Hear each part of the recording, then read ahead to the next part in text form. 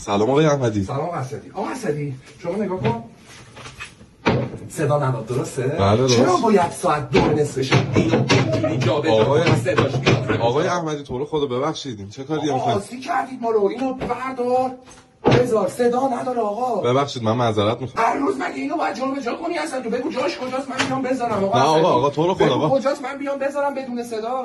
سلام آقای احمدی. آقا چه سلامی بفهم. این چیه آقا؟ آقا برداشتی لباس پن کردی رو ویو ساختمون، ریدی تو ویو ساختمون. آقا خیلی لباس خوش نمیشه اینجا. آقا خوش نمیشه یا روی این پن کن یا لباساتو بیار من ببرم پایین پن کنم خوش کنم برات بیارم. چشم. ببخشید معذرت میخوام. خواهش میکنم آقا رعایت کن.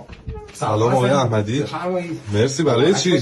برای افتتاحیه کله پزی تو اون کله پزی نزدید شما؟ نه والا چه کله پزی؟ آقا یه جوری بو سیرابی راه میندازی تو راهرو من فکر کردم کله پزی زدید آقا. ببخشید معذرت میخوام. آقا چه ببخشید فرهنگ آپارتمان نشینی نداری اون هودو روشن کن حداقل بو سیرابی و کله بره بالا. آقا آسیمون کردی هر روز من سیرابی میخوره آدم. سلام آقای احمدی. کجا بریم آقا؟ آقا بریم پارکینگ ماشین بشوریم بریم تو پارکینگ آقا. چرا برای چی؟ مشترک برداشتی ماشین شاسی بریم تو پارکینگ. شما اینو بیا بگو آقا اسدی بفرمایید. ببخشید نه آقا این چه حرفیه؟ ببخشید آقای احمدی ببخشید آقا ببخشید تو رو خدا این چه حرفیه؟ یعنی چی آقا آدم مگه تو پارکینگ ماشین؟ من معذرت میخوام. اینو بکنی تو من راحت تر آقا اسدی. نه آقا این چه نه آقا این چه حرفیه؟ تو رو خدا رعایت کنید آقا.